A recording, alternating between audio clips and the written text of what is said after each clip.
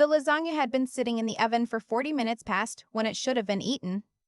I kept checking my phone, not because I expected a message. My husband hadn't texted me unprompted in probably 2 years, but because it was something to do with my hands while I stood in the kitchen of our house in Oakville listening to the sound of absolutely nothing. He was supposed to be home by 7. It was 8:45. I told myself the usual things. Late meeting, traffic on the QEW. Maybe he stopped for drinks with someone from the office and forgot to let me know, which wouldn't have been the first time or the fifth. I was 31 years old, and already I had mastered the art of explaining away an empty chair at the dinner table. When my phone finally rang, I almost didn't answer it. The number was from a 905 area code I didn't recognize, and I assumed it was one of those automated calls about my car's extended warranty. It wasn't. Is this the wife of Daniel Hartwell? I remember thinking how strange it was that she said wife, not Mrs. Hartwell, not his emergency contact, which is what I assumed hospital staff usually said. Wife. Like she wanted to make sure I knew exactly what I was. Yes, I said. That's me. This is the nurse coordinator at Halton Healthcare. Your husband was brought in by ambulance approximately an hour ago. There was a cardiac event. She paused. I'm so sorry to tell you this, but he passed away at 8:14 this evening. We weren't able to reach you until now. I sat down on the kitchen floor. I don't remember deciding to do that.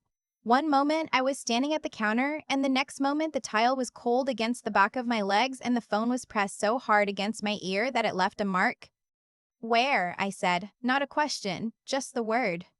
She gave me the address of the hospital. I wrote it on the back of an envelope that was sitting on the counter. I drove there in clothes I'd been wearing since that morning. Lasagna still in the oven. Door unlocked behind me. It was only when I arrived at the hospital and spoke to the attending physician that I learned the full shape of what had happened. Daniel had not been in a meeting. He had not been stuck in traffic on the QEW. He had been at an apartment in Burlington, a one-bedroom that, I would later discover, he had been renting for 14 months under the pretense of a satellite office, and he had been there with a woman named Giselle, who was 26 years old and worked in the marketing department of his company. The paramedics had been called by a neighbor who heard shouting and then silence. Giselle had already left the building by the time they arrived. The physician was kind about it. He used careful language. He said my husband had been found at a private residence. He said there had been a witness who provided initial information. He did not say the word mistress. I suppose he thought he was being considerate. I stood in the hallway of that hospital and felt the most profound calm I have ever experienced in my life. Not because I wasn't in pain.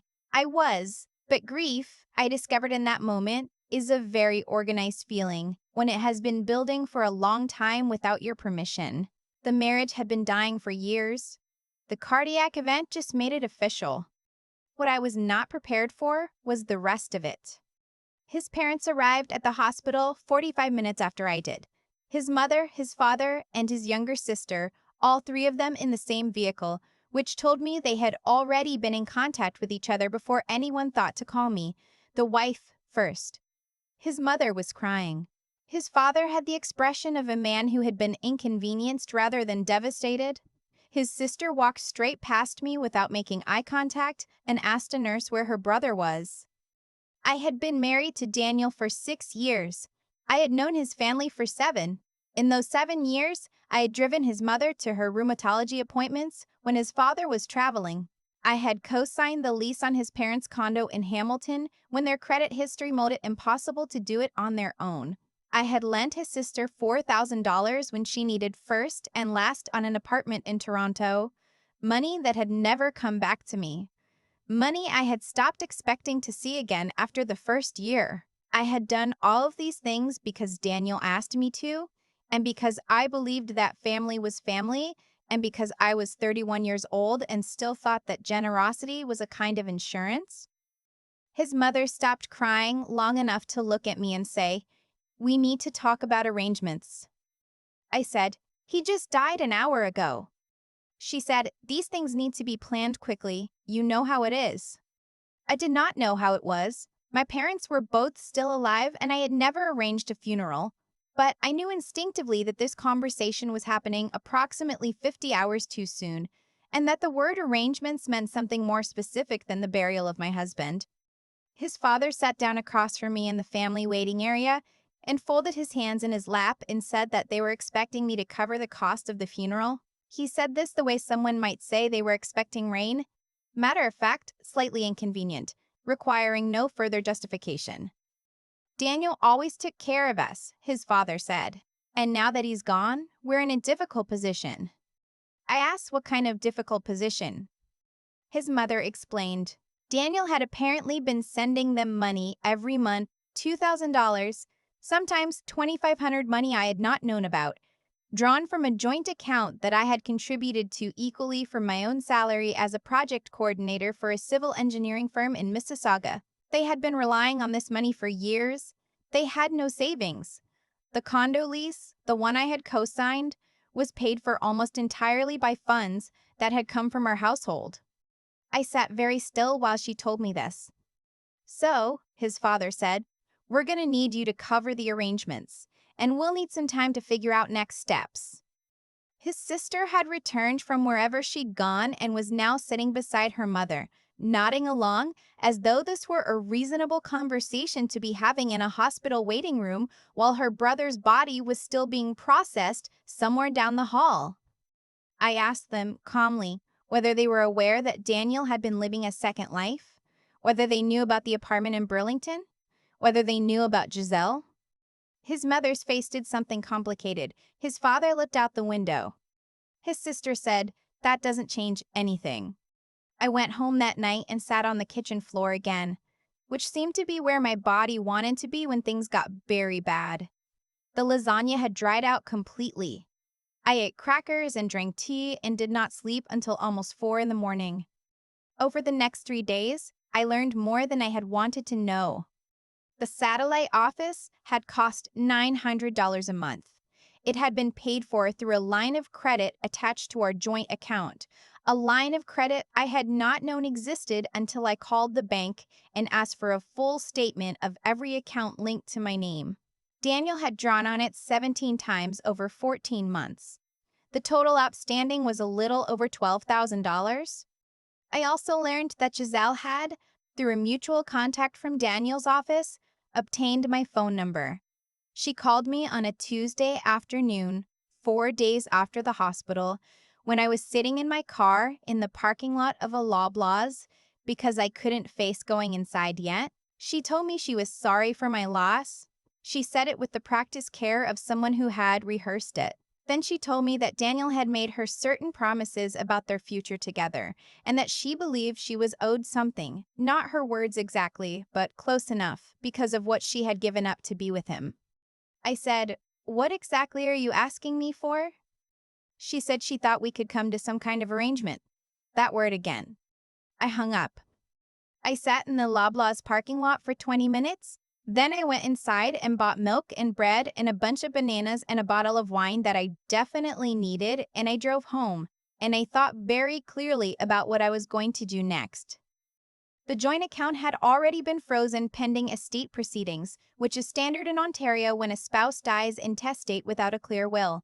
And Daniel, of course, had no will, which I discovered when I called his lawyer and was told that to the best of his knowledge, Daniel had never finalized the documents they had discussed drafting 3 years earlier. Of course he hadn't. I called my own lawyer, a woman I had used once before for a real estate matter, someone my colleague had recommended, someone who turned out to be exactly the right person to have on the phone when you are trying to hold your life together with both hands. She walked me through what I was actually entitled to, which was considerably more than his family seemed to believe. Under Ontario succession law, as the legal spouse, I was the first in line to the estate. The matrimonial home, our house in Oakville, which we had purchased together 5 years earlier with a down payment drawn equally from both of our savings, was mine to determine next steps on. The assets were more complicated because of the undisclosed debts, but she was confident we could address them. She also told me something that I had suspected but hadn't allowed myself to think through clearly. The co-signed lease on his parents' condo was a civil matter, not an estate matter. It was my name on that document. When the lease came up for renewal in 4 months, I had no legal obligation to renew it. I took notes on everything she said. I thanked her. I hung up. His mother called me the next morning to ask when I was going to confirm the funeral arrangements. She had already spoken to a funeral home in Hamilton. A nice one, she said, which I understood to mean an expensive one, and they were holding a date. She asked if I still had the credit card she knew about, the one with the good limit. She had seen it once, 2 Christmases ago, when Daniel used it to cover a family dinner at a steakhouse in Burlington. She had apparently filed this information away. I told her I would think about it. I called the card issuer that afternoon. I had been thinking about canceling the card for other reasons. It was a shared card, a supplementary card on an account that was entirely in my name, which Daniel had used as casually as though it were his own. And I had already been in contact with them about the estate situation. Canceling it, I was told, was straightforward. I could do it that day. I did it that day. The funeral home that his mother had selected quoted a price of $14,000 for the service she had in mind.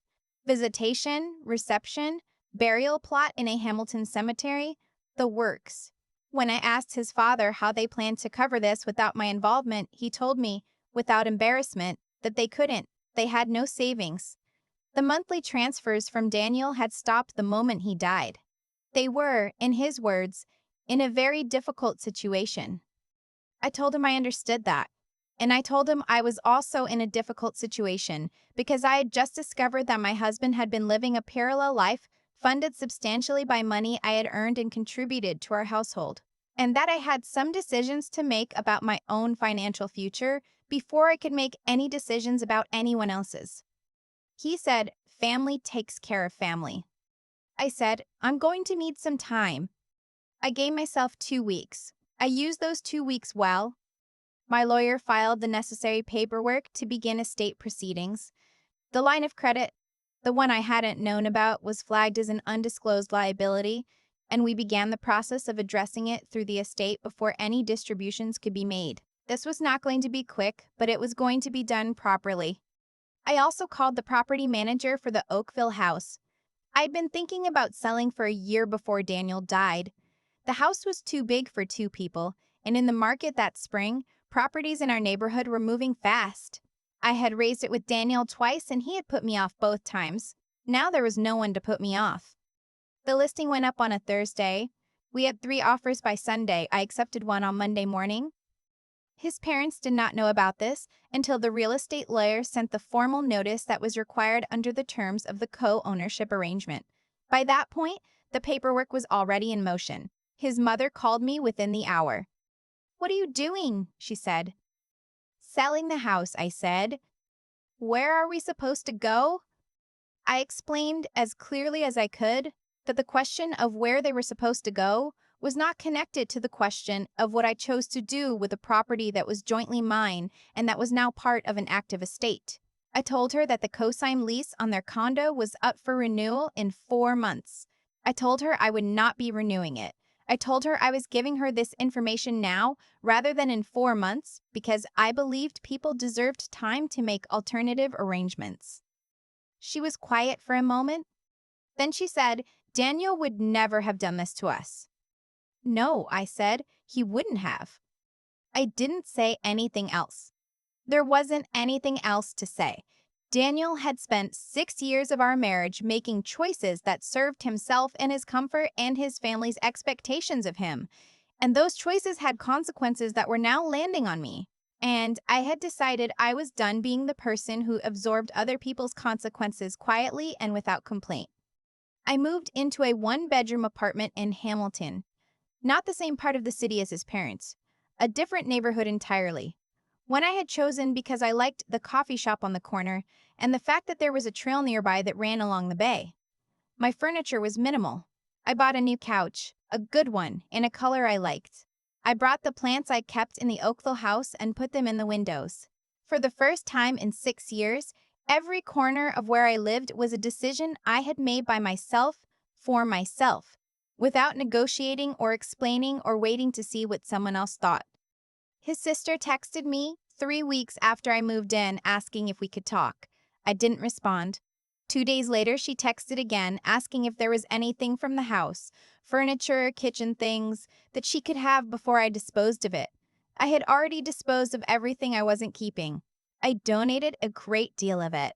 Some things I sold, a few pieces I kept because I liked them, not because they reminded me of the marriage, but because they were good quality and I had picked them out myself years before.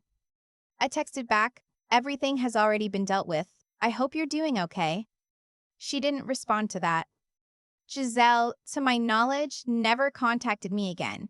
I have no information about what she did after the call in the Loblaws parking lot, and I don't want any. She's not part of the story I am trying to live now. The estate process took 8 months in total. There were complications with the undisclosed debts and some back and forth between lawyers, but at the end of it, I walked away with what was fairly mine and nothing that wasn't. The $12,000 on the line of credit was accounted for. The monthly transfers to his parents were documented and factored into the distribution. Everything was done properly, on paper with legal oversight, the way it should have been from the beginning. His parents found a smaller apartment in the east end of Hamilton. His sister eventually stopped texting. I have not heard from his father since the phone call about the house. I got a different job that fall, a senior coordinator role with a firm in downtown Hamilton that had reached out to me through a contact. Better title, better pay, significantly better people. I had been undervaluing myself at the old firm for 2 years, and I think Daniel had, in some indirect and probably unintentional way, contributed to my feeling like stability was more important than growth. I stopped feeling that way somewhere around month 3 of the state proceedings, when I realized I had handled more complex logistics in the past 8 months than I had in the previous 3 years at work, and I had done all of it by myself. I walked to the coffee shop on the corner most mornings. I ran the trail along the bay twice a week, sometimes 3 times when the weather was cooperating, which in Hamilton is not always a given. My plants were doing well. The new couch was extremely comfortable. I was not happy in the way that suggests everything is resolved and tidy and finished. Grief doesn't work like that, and the kind of grief that comes from discovering you've been grieving a marriage for years without realizing it is a particularly strange kind to process. But I was present in my own life in a way I had not been for a long time, and that, I found, was a reasonable place to start. Some mornings I made enough coffee for 2 cups, even though there was only one of me, and I drank both of them slowly by the window with the plants, and I looked out at the street below, and I thought about how long I had spent making myself smaller and quieter and more accommodating, and how little it had gotten me, and how much had been possible all along. I thought, well, now I know. There's a particular kind of clarity that comes after everything falls apart at once. I didn't expect it. I thought I would be devastated in a way that made it impossible to function, and I was, some mornings, in the way that grief sits on your chest before you've had coffee and before the day has asked anything of you yet. But underneath that, quieter and more durable, there was something I can only describe as knowing. Knowing what had actually happened. Knowing what I was actually capable of. Knowing, finally, what I was done accepting. What happened to me wasn't random. I had spent years building a life that looked stable from the outside while quietly absorbing more than my share of everything: the financial weight, the emotional management, the endless accommodation of people who never once asked whether I was okay. Daniel's family didn't become who they were the night he died. They had always been people who took without asking and assumed without checking. I had just never allowed myself to see it clearly because I was too busy making excuses on their behalf. That's the part that stayed with me longest. Not what they did, but what I had allowed. I co-signed that lease. I lent his sister the money I never saw again. I covered the dinners and the appointments and the gaps in their budget without ever asking myself why the gaps kept appearing. There's a word for that kind of thing. It's not generosity, exactly, not when it comes from a need to keep the peace rather than a genuine desire to give. It took losing everything to understand the difference. The decisions I made after, selling the house, not renewing the lease, working through the estate on my own terms, none of those felt like revenge. That surprised me. I thought they would feel satisfying in a sharp, vindictive way, and they didn't. They felt like homework. Necessary, methodical, mine to do. What I discovered in doing them was that I had more capacity for clear thinking than I had ever been given the chance to use inside that marriage. I had been making myself smaller for so long that I had forgotten I knew how to take up space. The trail along the bay in Hamilton, the coffee shop on the corner, the plants in the window. I know those sound like small things. They are small things. But I chose every single one of them without consulting anyone or waiting for approval or worrying about whether someone else would find them reasonable. That is a freedom I had not had in 6 years, and I did not realize how much I had missed it until I had it back. If I had to say anything to someone sitting where I was sitting on that kitchen floor in Oakville, it would be this. What you tolerate tells you something true about what you believe you deserve. Not what you deserve, what you believe you deserve. Those are different. I believed for a long time that keeping things smooth was the responsible thing, the mature thing, the right thing. It wasn't. It was just the easier thing in the short term for everyone except me. Real integrity isn't about being agreeable. It's about being honest with other people, yes, but first with yourself. And real strength isn't the kind that holds everything together without complaint. It's the kind that knows when to stop holding, lets things fall, and then figures out piece by piece what is actually worth picking back up. I'm still figuring that out. Most days I think I'm doing all right.